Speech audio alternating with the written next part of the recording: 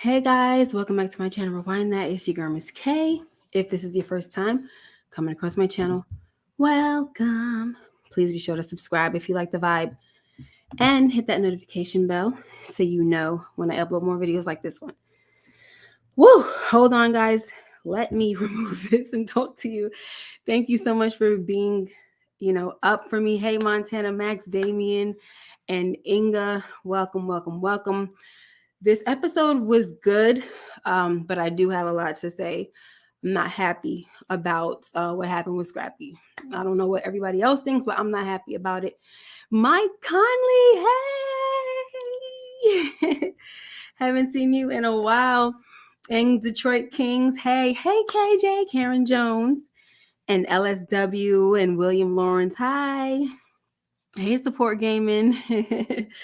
All right, DeMarcus. Hey, good morning. Okay, guys. So I'm sorry if I sound out of breath. I was running, you know what I'm saying? Because it was supposed to start at 12, but a lot of things were going on. All right. Yes, me too, Mike. And once we get to it, I have, a few things to say. And I definitely want to hear what you guys have to say as well. All right. So if you guys give me a few seconds, I actually forgot to monetize this video. So hold on, please. Appreciate your patience and everything because I really forgot. And I was going to do it right away, But in the meantime, I will say a little bit about the whole scrap situation. Oh, man. I don't want to say too much because I'm like, I don't want to give away all my thoughts, but I thought there was more in store for this character, especially since in last season, he would say certain things like he's been around,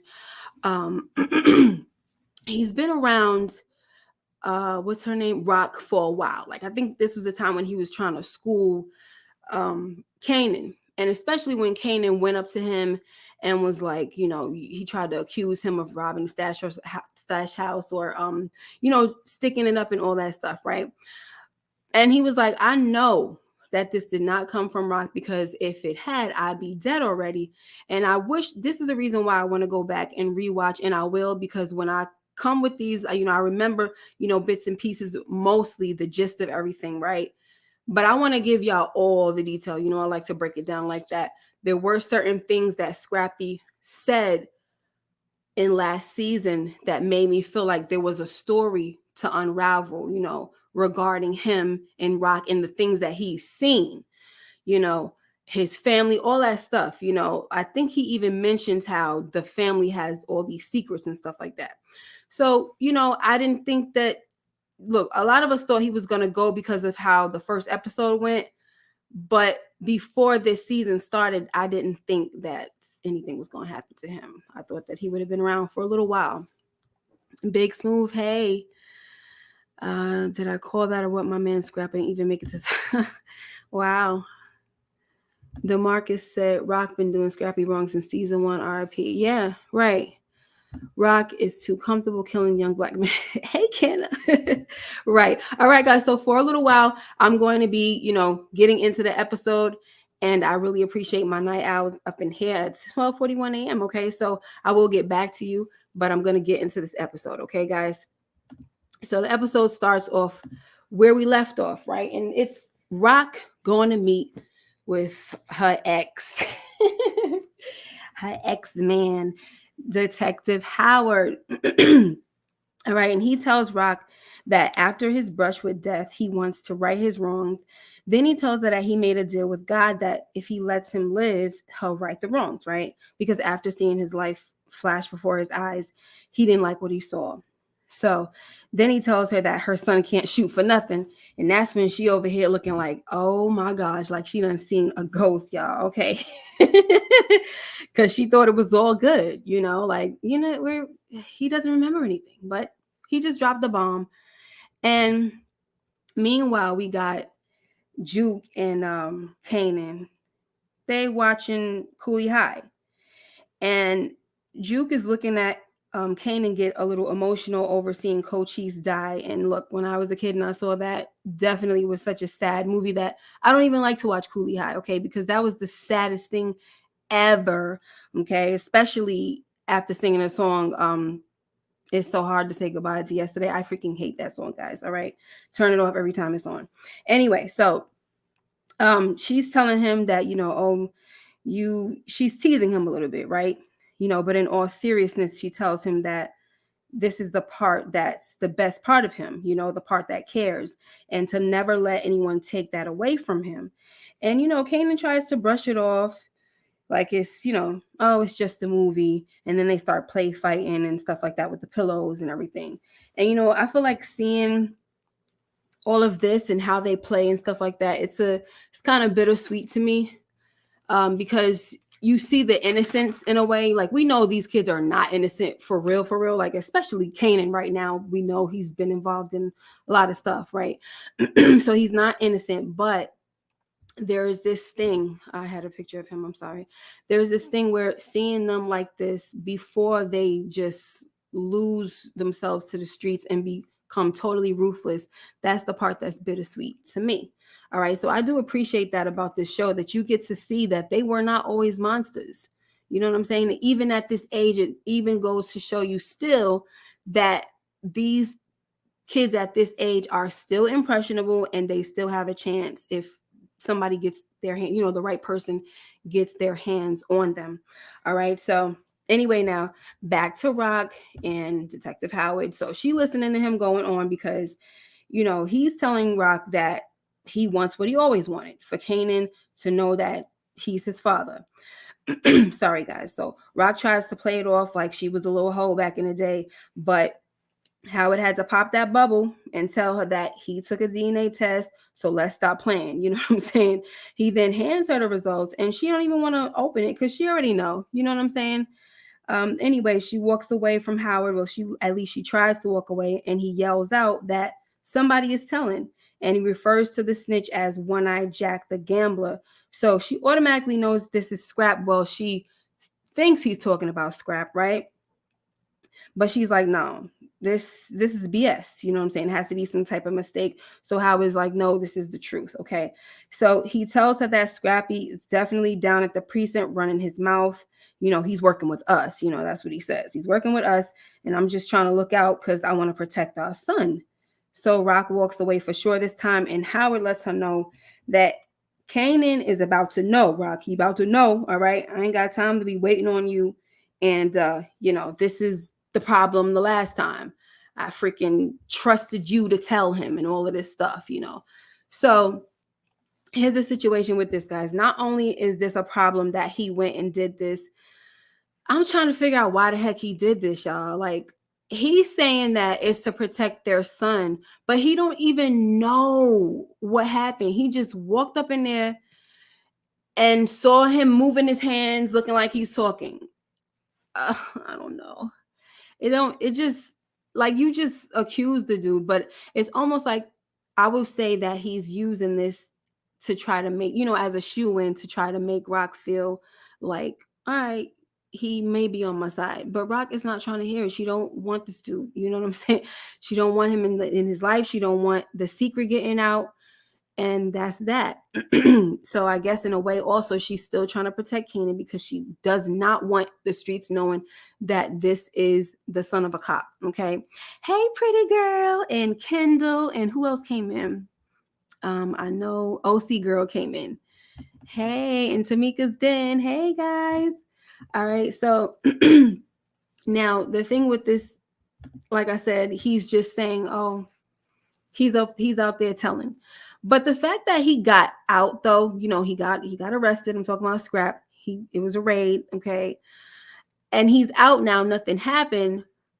That's always something to be, it's kind of like, why you out? I mean, why you didn't get arrested? But sometimes people don't have nothing on you. You know what I mean? But he was in a place where he was gambling and it's illegal. So maybe they should have held him on something. I don't freaking know. Doesn't mean he was snitching, guys. I'm sorry for my voice. It's a little little jacked up right now. All right. So here's one point that I wanted to make about I wanted to make this point about Howard, Detective Howard. So last season, I did a theory of, about the jacket with Unique and everything, because I tried to go to a bigger YouTuber's channel and see if they knew anything. But anyway, in that theory, um, in that theory, I'm in that video. I mentioned that he was staring when he was at that diner. He was staring at the he was staring at this picture of Kanan, and he looked troubled. So I mentioned that that he wants a relationship with his son, whatever, blah blah blah. So somebody came at my neck talking about, well, I'm not gonna say they came at my neck. I always say that, but somebody was like, they disagreed and was like, man, he don't want no relationship with his son. He wants that bone marrow transplant. He don't want no relationship with him. And listen, if that was the case, what you got to say about that now? Because look at him. After his son tried to kill him, he's still saying, look, he protected him, number one. He's faking amnesia. And now he's going back to Rock, and he's like, listen, I want what I wanted before. Okay. Because here's the thing. When he was staring at that picture, for me, I was looking at him way deeper. And I was thinking, look, this man, he didn't even care if he was going to die. He didn't have no family. He figured, look, I did what I did, whatever. If I'm going to die, I'm going to die. I got no family. I don't have no hope. You know what I'm saying? So when he found out he had the son, he could have been probably thinking like, wow, I'm about to die. And now I have a son. I really actually have something to live for. Maybe I should try to fight this thing. And dag, I've been out of his life this whole time. And he has this monster for a mother who's going to lead him down the wrong path. I want to be there for him. So these were all the things that I was thinking about, guys. All right. But people, some people, they weren't thinking that. But he doesn't need a bone marrow transplant now. And he still wants to have a relationship with his son. But we'll see how it goes, y'all. I kind of believe that he does want to turn over a new leaf, but I do feel like he's still going to be playing some games a little bit. So I'm not really sure about him yet. I'm not really sure about him. I don't think Rock can trust him, but I feel like Kanan could trust him. Put it that way. Okay. All right. So now we got Famous, and he's in the bed, he's knocked out. All he's been doing is smoking weed, guys, right? So he's in the bed with a chick, some random. He doesn't even know her name, okay? Don't even know her name. So then the mom's like, you know what? You need to get out. I told you don't be bringing no whores in my house. Plus you're a thief. I know you stole that money and all of that. So she kicks him out, and he's like, you're going to kick out your own son and all of this. So here's what I have to say about this, guys. We're witnessing, to me, in my opinion, we are witnessing the downward spiral of Famous. All right. This right here, to me, is going to lead him down the wrong path, which will lead to his death eventually, to his demise, because now he's on these streets. He doesn't have nowhere to go. Kanan already told him, my mom's not gonna let you stay there. We already got Juke at the house, So it's a wrap really for him. You know what I'm saying? The music ain't working for him. We see when they went to the studio, Lou pulled him to the side and was like, listen, you need to write more. Give me something new, something fresh, and I promise I'll get you back into the studio. But for some reason, this dude, he has a big head and he just doesn't want to listen. Okay, now the funny thing about it is when they were trying to sell the mixtapes, nobody was trying to buy them. And Kanan was up on the street talking about 2 for 1, 3 for 1. Like Kanan, what's his name? Famous was like, how you want to try to sell my stuff for 3 for 1 or whatever? He was like, Negro 2 for 1, 100 for 1. You know what I'm saying? Don't nobody want these. You know what I mean? So obviously, Famous, his career is it's not even dwindling down. It's done. It's a dub. It's a wrap for him. It's over, especially if he doesn't want to take Lou's advice. Okay, so like I said, downward spiral for him. I'm not sure if this is his last season. You know what I'm saying? I don't know. I wouldn't say that this is his last season. I think this is the start of him getting into the game. That's what I think. So now that he's out on the streets, he has to make money some way, somehow. The mixtapes ain't working. So now he's probably about to get down with the drug game. All right. Let me see what y'all are talking about before we move on. Famous definitely got that weed laced. Kendall says, yeah, because he was out, but sometimes we put you out like that too. But you couldn't even wake him up. He like, Kanan had to twist his freaking nipples, you know. Rock jams herself up listening to Howard shaking my head. Oh, so I'm sorry, guys. Let me turn this down because that's over here making noise. Sorry. Rock jammed herself up listening to Howard shaking my head. If it was true, I ain't listening to a hostile baby daddy. um, I'm sorry I put you in the game like that, Rock said. So Inga says that weed does not make you act like the way Famous is acting. He's probably smoking crack. Famous fan. Famous is becoming Breeze. I'm over the Breeze thing, guys. I really am. Famous acting like a crackhead. I'm just so over the Breeze. Like everybody bringing up Breeze. I'm so over it. It's not even funny because it's just like, let's wait till the dude gets here. You know what I'm saying? And I just feel like it's gonna be down the line. We probably didn't even meet him yet, and when we meet him, we'll know.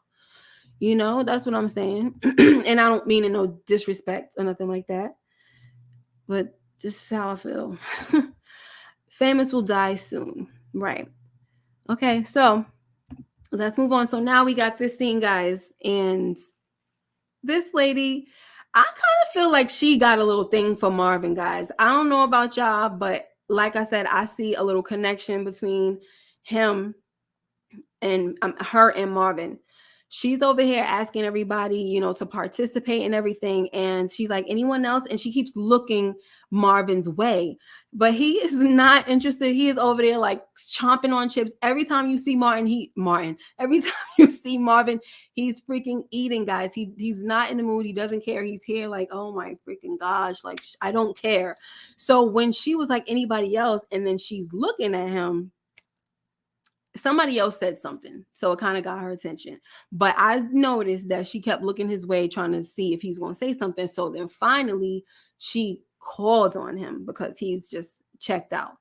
So he was like, I'm straight, you know, I ain't got no issues or nothing like that. And so this guy gets up, I think his name was Gerald or something like that. So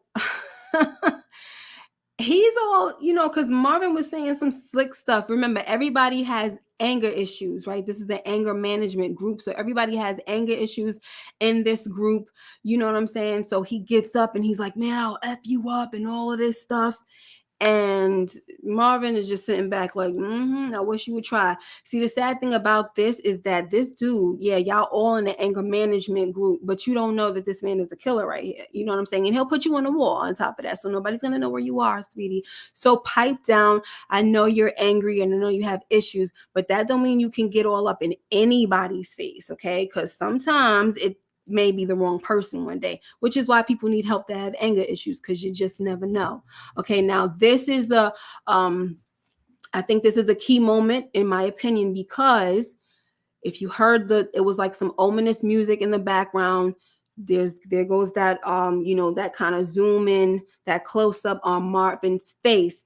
He did not like the threats coming out of the dude. He didn't like the way the dude pressed him. So I think exactly like Inga said, honey, Gerald will die. We here, boo. We here. Gerald will die. Look at that face right there. He like, I'm coming for you. You should have never did that, bro. I'm coming for you. Okay. Like I could be chill. I have anger issues, I guess. I don't feel like Marvin has anger issues. He's just there because his lawyer told him to be there, because that's the way for him to, you know, kind of, you know, beat this case or whatever. You know what I'm saying? But he got patience too, because he gonna wait to the right time to get to this dude, Gerald. Sorry, Gerald. Anyway, let's move on, guys. So let me just look at my notes to make sure that I'm not missing anything. Okay. So no, not yet. All right. So in this scene, we see that Juke asked Raquel about her mother. Did you know my mom? All this stuff. So she says, yeah, you know, I knew your mother, she could sing and all that. We find out that this is the gift that she passed down. And Juke is like, oh, she passed down and she left me after that. So the whole story is that she don't respect it, that she left her. Okay. But it didn't stop her from wanting to go and look for her. Okay. That happens. You got a missing parent. You want to know more. I'm mad at Juke for it. Her mother abandoned her, but she still wants to go find her. And we see that she used Detective Burke to do so. And you know that that means she's going to need a favor back from Juke, okay? So I don't really care too much about this storyline right now with her in this episode looking for her mom.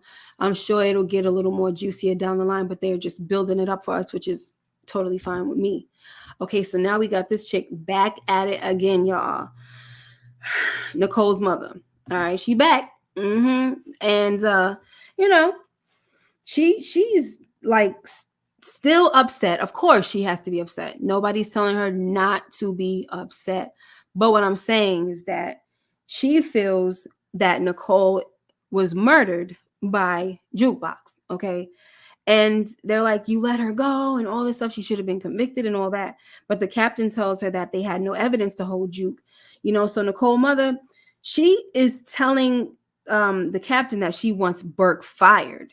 So the captain says, he can assure her that no one is covering for a suspect. No matter how close or personal they might get with somebody on the outside, they're not, we're not doing that. We're not going to cover up for another for a suspect. Okay. And this is when what is her name? I don't even know her name, but it's Nicole's mother. This is when she says, I'm sorry, not Nicole's mother. This is when Burke was saying, oh, thank you, after she leaves, because she storms off because she thought she was going to get the mayor's help and all of that stuff. And then the guy that was representing the mayor was just like, oh, I'm just here, So it didn't work out. The only thing I could see, like the only point that I could see in this scene right here is that it's just going to show us how Juke and Burke are going to get closer together. To me, that's all I see right now to really see the purpose of all of this. Because Juke ain't going to get arrested or in trouble for this situation. She was over here trying to say that Juke taught her daughter, she sold her the drugs, she taught her how to use it and all that stuff. That's not killing nobody, okay? You still, at the end of the day, and first of all, she didn't get it from Juke, okay? She stole it from her bag. That's number one. And number two, even if that were the case, she did not kill her, because at the end of the day, Nicole made a decision, all right? So now we have the scene where Rock goes back to Marvin and Lulu, and she's telling them about the word on the streets. It's not the word on the street, really. This is what Detective Howard told her. And Marvin and Lou, especially Lou, is like, nah, that can't be. First of all, they're trying to figure out who the heck One-Eyed Jack is. That's what they're trying to figure out first. And Marvin goes off on a tangent talking about some daggone old man who's 100 years old. I think things are coming back together, though. I think stuff is about to work. Like, I just saw a mouth movement and all. Like, Marvin, really? Like, nobody has time for this. But this is why I love him. Like, you need a character like this he's just off the chain. He's funny at the moments that you need funny. Like, I can't think of anybody else that brings that comedy relief to the show like Marvin does. All right. But anyway, so, Marvin is saying, not Marvin, Lulu is saying, how you going to say that or even believe that this is Scrap? He's loyal. He lost the eye. He shed blood for you. All that stuff. Like, what are you talking about? Like, this is Scrap. You need to look into this or whatever. So, first of all, I don't even think he said you need to look into this. Rock is the one that told Marvin to look into it. Lulu was like, it's just not Scrap. I'm not going to believe this. So she tells Marvin to go talk to Scrappy to fill him out. Okay. And then next, Worrell comes in, guys, and he is like, my mom knows I'm here. So if I turn up dead, she know who did it and all that. And she's like, Negro, if I wanted you dead, you'd be dead already. So just sit down and let's talk. All right. So now I don't think I have any more screenshots about this, but he's saying, why would I want to work with you? You know what I'm saying? Why would I want to work with y'all? And Rock tells him that Dean is not going to want to mess with Neek, and you steady starving, Worrell, And Worrell, he still wants to know, like, you didn't answer my question. Why do you want to mess with me, and vice versa? Because we have a history And most of it is not good. And he kept looking at Lulu, and Lulu kept looking at him too, like I'm just here, you know what I'm saying, taking orders, because Lulu had, I wanted to capture that, the picture of his face and how he was looking, but he had that look on him like, Negro, after when this is done and when I get a chance, I'm gonna pop you. It's gonna be over for you. I don't care what Rock gotta say. Now, so long story short, guys, Rock tells Worrell that he's gonna be under Lou at their spot at the 40s. So, that obviously means that Scrap is stepped over, which we know, and he's not happy about it. Okay, and we're going to get to that also. So now, like I said, this is Kanan and Famous just talking about selling the mixtapes and all of that. So I went far ahead. I wasn't supposed to. So now, like I said, Scrap is telling Marvin that he knows word on the street, word travels fast. You know what I'm saying? I know that y'all stepped over me and y'all recruited Worrell. Like, I mean, come on. You know what I'm saying? Like, all I've done for you guys, all I've been through, I lost the eye. And it is very hard doing things with one eye. You know what I'm saying? But the messed up part about this situation is that he lied to Marvin about his whereabouts the night of the raid. Talking about he was hanging pictures up for his cousin in Corona. So the messed up part about all this is after he's spilling his heart out to Marvin about how he's done so much for Rock and the crew and the organization, Marvin was like, so who was you in Corona hanging pictures for? Like, he just totally did not give a about what he was talking about. First, he was telling him, oh, you and your feelings and all of this. And then it was just like, oh my gosh. So he told him, Scrap told him, I was out in Corona with my cousin Ebony. Okay. And I just don't understand why he lied. That does make it seem like what Big Smooth is saying, that he was trying to cover tracks for his bug. It makes it seem like that, guys. It does. But what reason would Scrap have to wear a wire? And this is what I'm saying. If Scrap has turned, he's a turncoat now all of a sudden when he's been a loyal soldier all this time, why would they make him turn like this? The only thing that would make him turn is if he already heard the news, to me. If he already heard the news that he got stepped over for Worrell. But remember, they didn't meet with Worrell yet until after the fact. So he was already arrested, talking to the cops and everything. And then Worrell had the meeting with Rock. So what is happening here? I don't feel like there's a wire. There's no reason for a wire right now. But like I said, if the events would have taken place in reverse, where Worrell had already met with Rock and them, and then he had got taken down to the precinct for after the whole raid situation, knowing that he was stepped over, I could see him, being upset and probably wearing a wire because of that. That would make more sense. And even then, I don't know if I could see him doing that, but that would still make more sense. All right. So I don't know, y'all. So let me see. Hold on, guys. I'm trying to see what you guys are saying. I don't believe he has a wire. I don't believe he has a wire. That was Moochie's prediction too. What was her prediction? Okay, DeMarcus says Rock lied to Yo Quinn about getting rid of Howard. So Yo Quinn should murk Rock like Rock murked Scrappy. Rock is a liability to Yo Quinn. Is that his name still? Yeah, whatever. Joaquin? I forgot. Joaquin, sorry. Rock disobeyed Joaquin's orders. Yeah, I totally forgot. This guy's name is Joaquin, and I'm over here calling him Yo Quinn. Anyway, Jade says, maybe Scrap turned and cops got to him or was embarrassed and knew Rock would not take it lightly that he was raided and so be in trouble with her. I take that because he knows what would happen, and I think he knows that Rock is a little unreasonable and she just doesn't like to take chances. Because thank you, Jade. Thank you. because we're going to go back to when Kanan pressed him about doing the whole being the snake behind the stash house being robbed, right? The whole setup. Because he said to Kanan, if Rock even thought it, I would be dead.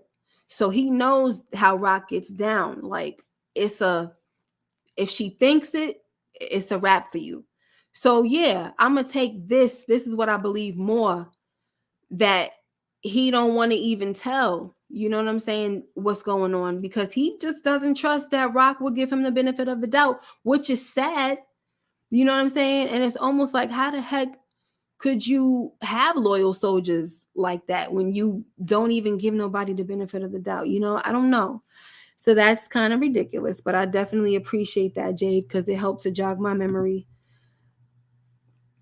All right, now we're going to talk a little more about this later, guys. So now what Marvin wants to do is he wants to get this guy's story corroborated. So he goes to Ebony. I don't know how the heck he found this lady's house.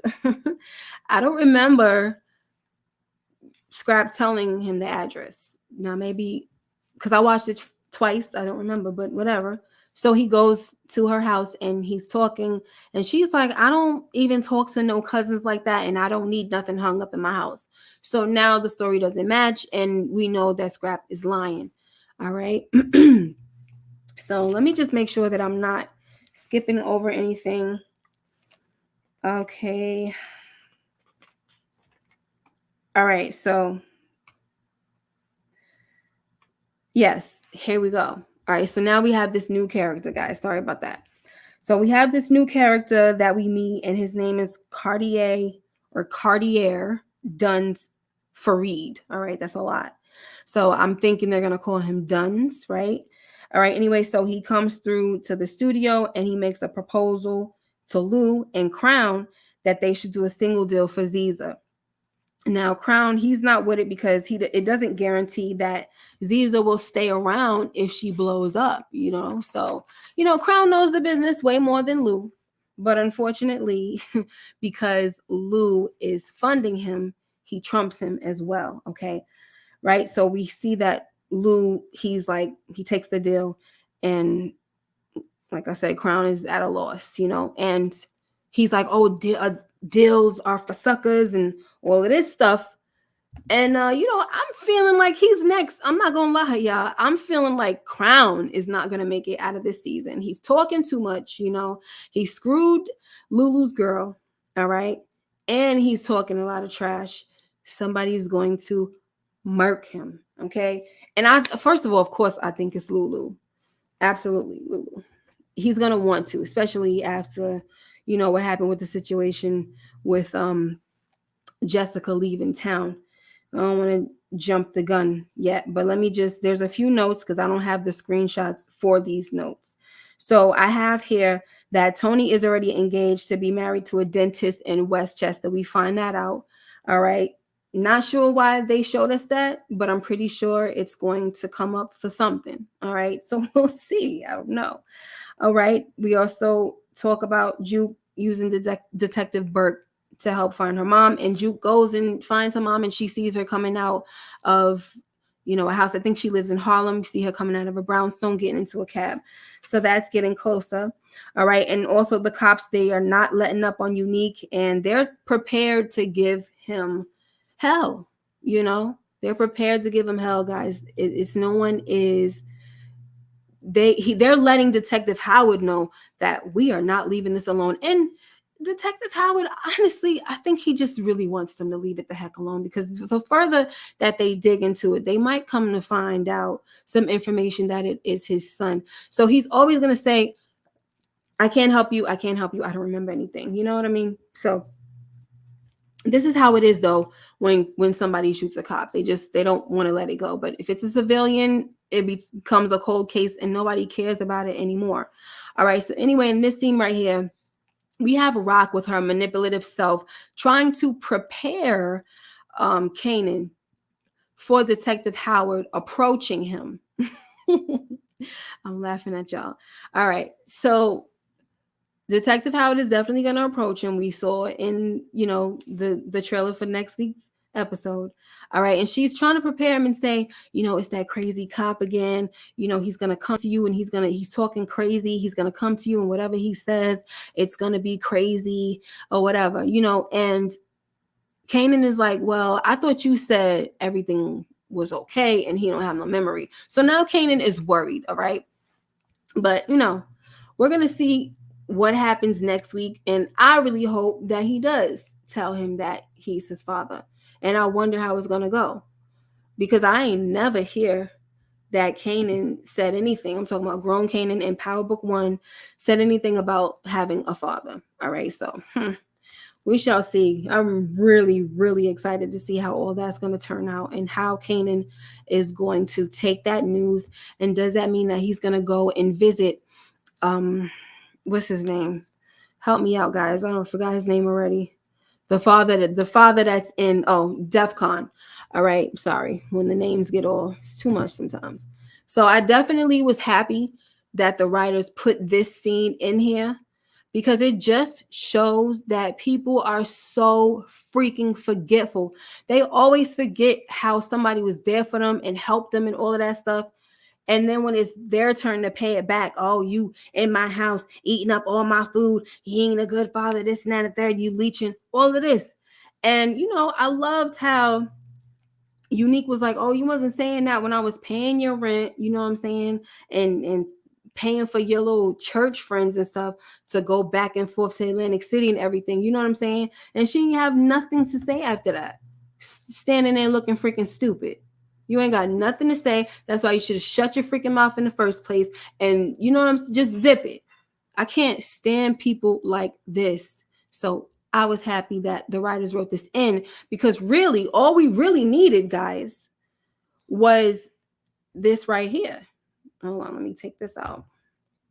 All we really needed was this right here. They could have skipped all of that, with the mother complaining and all of that.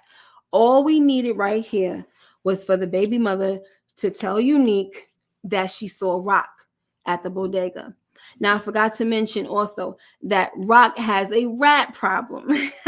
How symbolic, right? She has a rat problem in her organization, right? Where Scrappy supposedly ratted. Okay. And then she also has these big, black, ugly rats eating at her money. So this is very symbolic. All right. Now, when she was walking out from, the back room where the money is stored, and Juliana said something to her like, why are you just keeping money here? When you have money like this, you need to spend it. And I think this is what caused Rock to go ahead and try to buy, a new home, a bigger home and things like that. I mean, you might as well. Like, what do you have all this money for? It doesn't make any sense, especially in a place like that where if it gets raided, it's all gone. I mean, you should have some offshore accounts and all of this stuff, which shows that Rock, she doesn't know everything. Because you see people like when we talk about Snowfall, you see how what's his name? He really tried. I'm talking about, oh my gosh, I'm sorry with the names, guys, it's late. Franklin, how he tried to make his money clean and put it in offshore accounts. The only person that knew about it was the other dude, was Teddy, which was the reason why he was able to get it. You know what I'm saying? But I'm just saying, I don't mean to talk about a different show, but I'm just saying that this is what Rock needs to do. Her money needs to be somewhere nobody can touch it. Nobody knows about it. Like, what's up? Anyway, hi, Savannah. Thank you for the super chat. All right. So she tells the baby mother, I'm sorry, guys, I don't know her name, the mother of his child, tells Unique that she saw Rock today at the bodega, and when they passed each other by, I mean, it was a slow motion, and it was a look like, ooh, you already know this is going to lead into something, right? Because of the way they locked eyes, and she did not like how Rock was looking at her. She said it scared her, and she just thinks that Rock is going to hurt her and the family and stuff like that. Pernessa, okay, thank you so much, Kendall, I appreciate it. And I don't even know if I acknowledged you. So sorry. Love and light. All right. So, Unique is like, no, ain't nobody gonna do nothing. Okay. So remember when he first got out of jail looking like Eddie Kane Jr., honey, he looking better now. He cleaned up already with his handsome self. And you know, um, we heard grown Kanan narrating that, when you get out, you get out of jail and stuff like that, you got to be a lot colder and just, a lot more aggressive, a lot worse. All the stuff he was saying, I'm not saying it verbatim or anything, but paraphrasing, right? So we see that on Unique. We already knew that Unique was crazy. He had it in him. But this time, he's desperate because he has nothing. Everything is gone. When he goes back to his tailor shop and his spot, it looks like they raided it. It looks like they tore it up. The police probably got in there and they tore it up and everything. They just don't want to give him anything to go back to, even though there's no proof that he was the one that shot Detective Howard. They don't care. They just want to get at him. All right. Kendall says she loves the character Unique. Me too. I really do. Always have, but he's like, I think he's a good villain. And even last season, I was saying it's really hard when you see them going at it with each other, because he's like one of those guys, like he's the ops that you like. So it's really weird. So here, guys, we have, hold on, let me take this down for a second, because I got to make sure that I have the scene where Worrell comes in. Oh, it's right there. Okay. So Worrell comes in, and nope, I think I'm doing something premature. All right, let me go back. So what happens now is I was right. Okay, so now Marvin goes to his siblings and he tells them that he talked to Scrap. And, the story's a little iffy, you know what I'm saying? But it doesn't mean anything. Marvin is not buying that, oh, this means that he's a snitch and everything. The story, his stories, he didn't really tell me all the truth, but that doesn't necessarily mean anything. I know I said that already. So Rock is saying, listen, I got somebody on the inside that says it was him down there and he was talking. And Marvin is just like, I'm not buying it. No. Okay. This is not proof. And she said the news from the inside man is enough to take care of Scrap. And Marvin is like, so then why are we doing all of this? Why did you send I'm sorry, not Marvin. Lulu is like, why are we doing all of this? Why did you send Marvin down there to talk to him if this is the decision that you already made? You know what I'm saying? So, he's just not here for it, guys. He tells it. Oh, so here's what she says, because I have to remember this. He says what he says about, this is not cool. I'm not with it. And she says, if we don't take care of Scrap, this could be the end of our organization, including your little music thing. You see how she had to throw in that little manipulation and stuff like that? She had to throw that in there because she knows that tugs at him, and the music thing is something that he's passionate about. All right. But he is not trying to hear it. He doesn't have the same kind of coldness in his heart as Rock. Right. So he's like, he wasn't even trying to hear what she was talking about with the music thing. Like, all right, girl, I already know how you get down. I'm not trying to hear that. I don't think her manipulation tactics really work on Lulu like that. You know what I'm saying? I think he always knows when her decisions are just foul, but he's always gone along with them. You know what I mean? But anyway, he walks away because he said, I'll tell you one thing. I'm not doing it. I'm not swinging this time. So somebody else going to have to batter up. And I think that, she kind of already knew too that if I can't get Lou to do it, Marvin probably ain't going to do it either. So, because I would like to know, like, what was that conversation about? Because she was the one that wound up pulling the trigger, not Marvin either. So you would think that Marvin would do it, but it was almost like, did Marvin say no? You know what I mean? Because Marvin wasn't with it. He was just following orders too. All right. So now we get to this scene right here where Unique goes to see Dean, and like Rock told Worrell, Dean is not going to mess with your boy. Okay. Dean tells Unique, listen, we ain't got no competition. Rock got it all on lock right now. There's no competition out there for us. Okay. So he's saying, look, I just need, a leg out, a hand out, whatever, a leg up and a hand out or whatever, something like that. Right. So, Dean tells him, it doesn't suit you, desperation and all that stuff. So little big dude is like, all right, you gotta go. And Unique was really ready to get at this dude. Now, I think this was a mistake for Unique to come up in there and try to flex basically on Dean. You know, he disrupted everything. He let his anger get the best of him, start throwing things around and stuff like that. I don't think that was a good idea. You know what I mean? Dean is very poised, and like I believe that he controls his anger and he takes care of his business. He's a silent killer type of dude. Like, so I'm not gonna say that he's going to kill Unique for this, but I don't see him taking this too lightly. But who knows? We'll see what happens, right? So he goes, and this is when he goes and he sees that his place is all jacked up and that the cops, tore it up. All right. So now this is another scene where Jessica and Lulu are getting it in one last time, but she couldn't finish. Like, she had kind of got off, like she wasn't in the mood and stuff. And he's like, what the heck is going on? So she's like, I'm leaving, Lou, buttoning up her stuff. I'm leaving. I'm moving to California. Crown got me a job and all of this stuff. And he's like, oh, Crown, right? Look at his face, y'all. Look at his face. Crown is dead. He's a dead man. So if Lou knows his girl, he probably has an idea, but he's not sure. But he's suspicious, right? Thinking, what the heck did she have to do to get this position in LA? Because she's over here like, don't be mad at Crown. I asked him for help. He didn't just do it. No, you're right. He didn't just do it. Okay. Y'all did it. And that's when he did it. Okay. That's when he helped you with the favor. Okay. So stop. But yeah, I feel like this is a safe move too, honestly, which is the reason why she probably did it. Like, she probably knew, like, you already know, you heard what she said to Crown.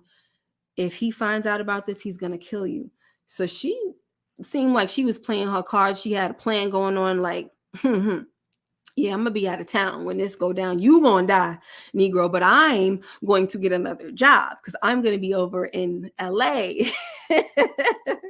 And that's that. So, she might survive. Okay. I was thinking that he was going to kill both of them, but she might survive. She done got out of town, honey. All right. Because she already know what's in store for Crown. Okay. Well, Kanan said, dead man walking. Exactly. So now Worrell comes in to meet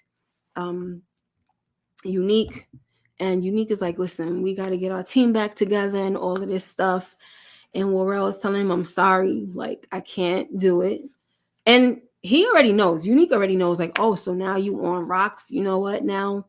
And Worrell is just telling him, ain't nothing out here for you on the south side. You know what I'm saying?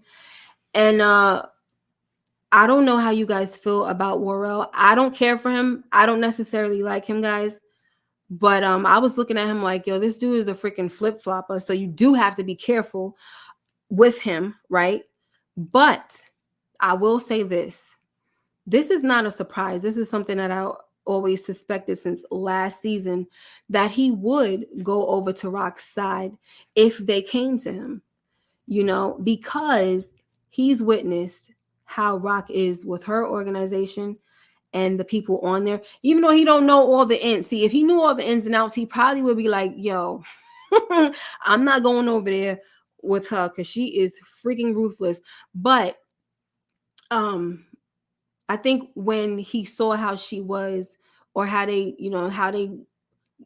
how they basically were going to war for scrap, that was something. Because listen, if y'all remember, because I'm sorry, I'm trying to get all my words together, guys. I don't like it. So last season, I noticed a lot that whenever Worrell came to Unique with an idea or a suggestion, Unique yelled at him like, nobody cares about what you're saying. I'm just paraphrasing, right? I don't care what you got to say about this or that, blah, blah, blah. It's, basically saying what I'm saying is what it is. And that's what's going to happen. So Worrell made a face, I remember. And if I can go back and find it for you guys, I'm going to get you the screenshot. I'm going to show you guys. I'm going to lay out the whole conversation of that scene. And he made a face that showed that he does not like the way Unique handles him and talks to him, which is the reason why I believe it was, not hard for him to go over to the other side. Okay, that's what I say about that. Okay, so I respect the fact that he was honest. That's all I could say. Hey, Jeremiah, I respect the fact that he was honest. Now, is Worrell going to make it? I don't know. Not if Lulu got to say anything about it. You know what I'm saying? I don't know about that. Lulu might be ready to just out of nowhere. Okay. Now we get to the final scene, guys. Scrap is killed. So here we go. We're gonna set this up, right? He's driving in the car and he's like, oh, I knew y'all would come around, this and that. He is so excited. And Marvin is driving, Lulu's in the passenger seat, and he's just talking and talking like, yo, we about to this, we about to that. I'm gonna make y'all proud and all of this stuff. And they're just silent and let him talk. And poor Lulu, because this is like deja vu for him. You know what I'm saying? Where we got little man D Wiz having the best night of his life and all of that, and he's so happy, and Lulu just couldn't really talk. Like, the thing I love about Lulu is he cannot fake the funk. Like, if he knows, especially if he feels like the person that he's about to kill does not deserve it and he's not with it, he is not about to fake the funk and be all like, yeah, smile in your face, So I love that about him. So all he says is, yeah, word. That was Lulu's response. Yeah, word. And I was like, oh man, because it's like he's trying to engage with Scrappy, but this is emotional for them. He's been with them since he was 14 years old. So he's been a kid. He's almost been like Kanan's age on the streets with Rock's organization. Okay. So I think I had a dream about this, guys. I was so upset because I think it was also one of the last things that I saw. So it really bothered me. And I think I woke up thinking about it a little bit like, yo, they really freaking killed Scrappy. Like, that was so messed up. All right. So anyway, look at him smiling and excited and stuff. He's like, oh yeah, this is a 40s and Baisley, all of this. Now, this thing gonna fell out. So, look at Marvin, like, all right, everybody's just so quiet. So they get up in there, you see him looking like, yeah, this is what it's gonna be and all of this. It's like, yeah, look at all this space, fresh air, opportunity. Yeah, I'm just like, yo, are they gonna shoot him? Now, I thought Marvin was gonna do it at this time, because I'm looking at this whole thing and all I could think about right now is Goodfellas. You know what I'm saying? That scene where Tommy, he think he about to be a made man, only to be lured, basically, you know what I'm saying, to this room wearing the daggone thing going on. You know what I'm saying? Very reminiscent of that moment in this scene right here. Nothing going on. You know what I'm saying? And once he opens the door, and I'm talking about Goodfellas right now, once they open the door and he sees that room, Tommy, he knew what it was. And he said, oh man, before he could get it out, boom, shot to the head. No talking, no nothing, just like this scene right here. So I'm thinking while his back is turned to Lulu and Marvin, here we go with the gunshot, But no, he turns around and he faces Marvin and Lulu, and here goes the gun. And then that's when he was like, nah. So just kind of like Tommy, right? But before he kind of gets out the second nah, boom. All right. And that's when Big Kanan says, sometimes ain't no words to say, ain't no lessons to learn. It just ain't nothing to talk about, right? So I'm going to just go on ahead and shut the heck up. Like, I don't even got nothing to say about this no more. So my thing is, what's going to happen now? Are they going to find out that they killed this man for nothing? You know what I'm saying? And I believe that if they find this out, Lulu is going, I don't want to say he's going to flip out, but this is going to bring a further wedge between him and Rock And that's when I think there is going to be a lot of like serious dissension going on in her ranks. For real, for real. Okay. Because she's doing this too freaking much. I remember last season, because I think on Lamont's channel, I made a reference last week that she tried to put a hit out on Marvin, but I forgot that that was my thought at first when I didn't know why she had Lulu steal the jacket for Unique, right? From Unique. And then she made the call and she was like, batter up. But the whole plan was for him to be the one to wear the jacket and go kill Detective Howard. But because of what happened to Lulu, it had to fall on Kanan.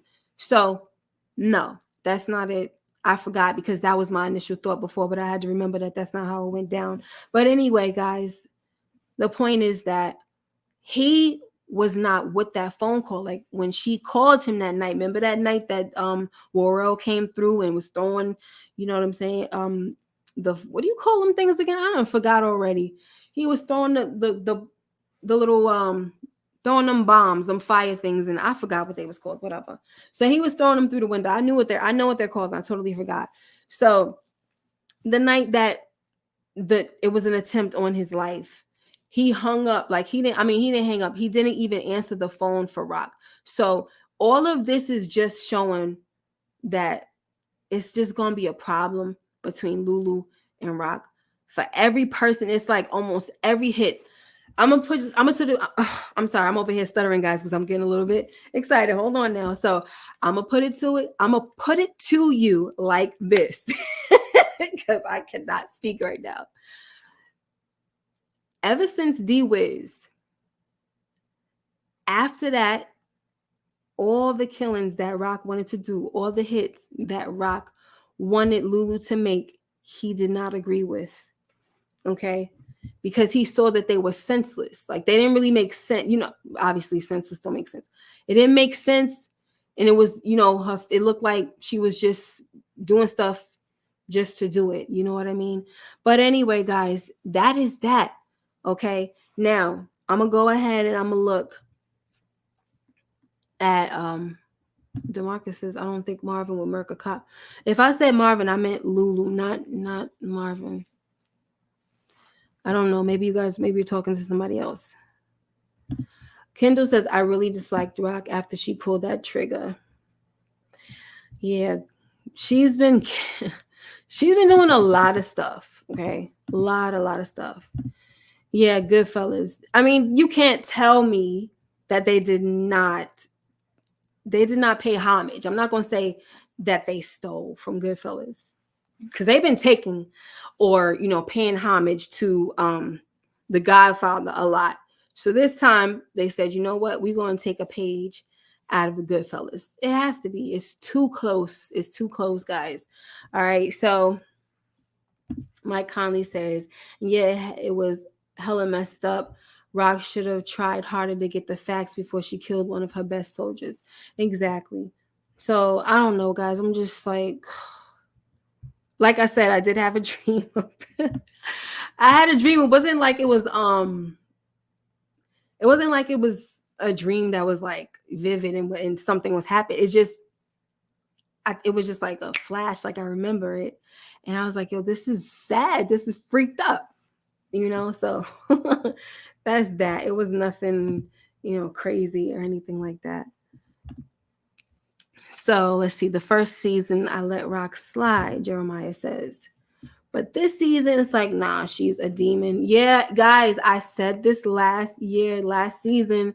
Remember when she was on the rooftop and she had that red on? And, I think the season ended with just her face and she had this like devilish smile and stuff. And I was just like, yo, this lady is the freaking devil. Okay? Very much so. Maxima, hey, says, I see Rock killing Lulu, and then I see Kanan killing Rock.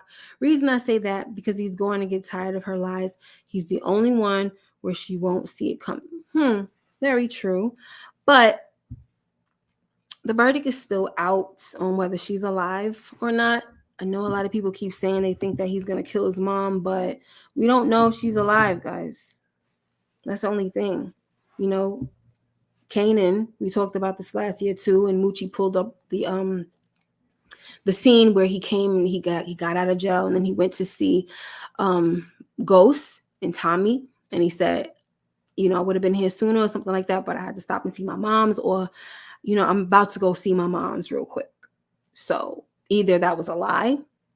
Some people wanted to say, oh, well, that was probably him saying that he stopped at the grave site. So we don't know right now. We're just going to have to wait and see. But if he killed his mother, then that's how you know. That's probably what made him become a monster and ruthless. After that, if you killed your mother, then why would you care about an old lady, and why would you care about your cousin and your son? But I feel, and you're right, whoever said that, was it Maxima, because I made this point last week as well, that I feel like that's the reason why Kanan became ruthless like that and was okay with killing family members and stuff, because he saw his mother do it first. Okay, so that's my theory. And yeah, that's where I stand. Let me see. Jeremiah. Sorry, I'm coming to you, Mike. Hold on. The way Rock was looking at Lulu leaving at the end scene was foreshadowing. Very good. But I would be very, very pissed if she did anything to Lulu. Very, very freaking pissed. Okay. I love Lulu. Anyway, Mike says, I also see Kanan killing Rock. I hope she's alive, but I can see her being dead, and Kanan just went to her grave. Yeah, they can spin it any way they want. That's the thing. They could spin it anyway, because there wasn't any real details. Pretty girl, hey girl, says, I think she brought up Lou just like how she's doing Kanan. The only difference, Lulu has a conscience. Yeah, he does. He really does, which is why he's lovable. Like I said, I always connect more with the people that still have something in there. You know what I mean? Like, you're not a total villain. Like, you in this life, but you're not a total villain. Like hey Moochie. Speaking of Moochie, like, we're doing The Wire, and her favorite guy, one of her favorite guys, Omar, he says a man's got to have a code, right? So yeah, do you have a code at all? And the people that have no code, they're the worst ones, and they're freaking a super villain. You know what I'm saying? So it is what it is. Kanan cared about Tariq. Yeah, he did, and that's probably because there was that little piece in him. Who knows? We saw that he had the capability to care about people, right? And Juke says that's the best part of you. And maybe just seeing that young kid, he probably saw a little bit of himself. But it's hard to say that this dude, it's weird to talk about Kanan having a soft spot. I'm talking about grown Kanan, because he was so ruthless, but he really did have a soft spot for Tariq. And even when he saw that Tariq did him dirty, he still didn't kill him. He just was like, yeah, almost like that's how the game go. You know what I'm saying? Jeremiah says Jukebox must have done something bad to Kanan for Kanan to kill her in the original Power. I think we talked about this last season, and it might have been that maybe she killed her father. I know we did talk about this. So I'm trying to remember if I brought it up, because I feel like I mentioned that maybe she probably killed the father, or somebody else mentioned it, and then I said, well, that would probably be a reason why he would kill her, because he is close to Marvin, guys. He's close to Marvin. You see how him and Marvin, they talk more, whatever, they have the little jokes or whatever, but like Juke and Lulu seem to be closer. You know what I'm saying? And remember when he was coming home, what's her name? Rock was like, your uncle's going to be happy to see you. You know what I'm saying? So they have, a relationship, a little bond there. So who knows if that could be the whole situation. Hey, I love, you always telling me to start over. You better hashtag replay. I appreciate it. Sorry, guys. Now that I'm on this asthma medicine, it does, I think one of the side effects is that it messes with my voice a little bit. So I do apologize. again for the hoarseness and the, clearing my throat and all of that stuff, Muchilla, she wanted to kill Tariq, and Kanan didn't want to kill Kanan. Didn't want to kill Tariq, right? But it was too easy. So that's why there was more of a a reason why people were thinking, like, why did he really kill her? Because it was just too easy. Like, how you choose this young boy over your cousin, who, remember in the first episode when he was narrating about her, he said Juke is everything. So why would you kill her? There has to be something. They better make sure that there's something that took place between them that caused Kanan to make that decision type easy for him. And not to say that it was all that easy, but obviously it had to be something. You know what I mean? Because he allowed it was a whole plan to kill Tariq in the first place. So it's like, but it just didn't happen because he started to like him and all this stuff, and especially when Tariq started talking about how much he hates his father. But whatever, the thing about this freaking show is that you can really go on and on, especially when you start tying it in to Power Book 1. Oh my gosh, no, I don't. What are you talking about? I be skipping your comments on purpose. No, I don't. I don't know. I mean, it depends on what you're saying, If you're saying something a little crazy, then let me see. Jukebox is a snitch in OG Power, running her mouth. That's why Kanan popped up. Okay. Look, I got to go back and watch. You might be right. And, so Maxima says, no, she didn't do nothing to him. But like he said before, he killed her. You talk too much. Right now, we see Jukebox wild with her mouth with Kanan. So that's another point. Somebody also made a point that she probably said something in the past, like that whole thing, you talk too much. It's more than just that. It's something more. It's something in the past that happened. So people have been saying that as well. Thank you, Art Love. All right, guys, I'm about to get out of here. Okay. Mike Conley says it's definitely some beef between them two, because you can't be that close coming up, then just kill her like it was nothing. Exactly. So I'm definitely waiting for the stuff to hit the fan. You know what I'm saying? And not to say that it's going to happen anytime soon. Right now, you see they still cuz and they love each other and everything, which is so sweet. And it's sad. It's just a sad story. And, this family, there's going to be a demise of this whole freaking family, yo. And it's so funny because I'm about to talk about another show. Just a second. It's so funny that House of the Dragon came out and it's all about a civil war between families. And that's kind of what I think is going to happen with this family right here. It's going to be a civil war. There's people that won't want to turn on Rock, and there's people that will, because they don't like what she does. Now you can look, right? And you can see that Juke most likely won't be one of them, because they have a good relationship. She's been like a mother to her. She's always talking sweet to Juke and all of this stuff, right? Juke ain't turning on her. It's not happening. So we can count her out for that. She will be on the other side of the war, of the fence. I don't see Kanan doing it right now, but he's in the middle. Kanan is in the middle because that's his mom.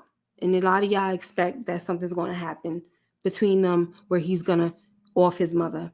Lulu's definitely going to be on the other side. So that means that we're going to have Rock and Jukebox against Lulu. And will it be Marvin? You know what I'm saying? She going to have to do something to piss Marvin off now. Okay. Now, if he get in a relationship with that girl and she try to mess around with her, that might be a problem. So we'll see, guys. I don't know, but I do see a war in the family happening, and doesn't mean that it has to happen this season, but definitely will happen. Kendall says, I'm team unique. But, and the crazy thing about it is, if there is a civil war in Rock's camp, right? And we got Juke on Rock's side and Lulu over here on the other side, and him and Jukebox are close. But Juke might look at her uncle differently now. Like, you keep on you stepping over me too over in the studio. But we see her next week in the studio, so maybe that won't happen. Anyway, I could go on and on and on, guys. I love you guys so much. Thank you so much for joining me. And you guys have a blessed night, and I will see you next time. Let me shout out some of y'all: DeMarcus, Support Gaming, Kendall, Savannah, Jeremiah, LSW, Meek, and let's see, Mike Conley, Moochie, Pretty Girl, Jeremiah, I think I said you, and Art Love, and Karen Jones, and I'm trying to remember everybody: Big Smooth, LSW, Maxima. Guys, you guys have a wonderful, blessed night, and I'll see you in the next video. Bye-bye.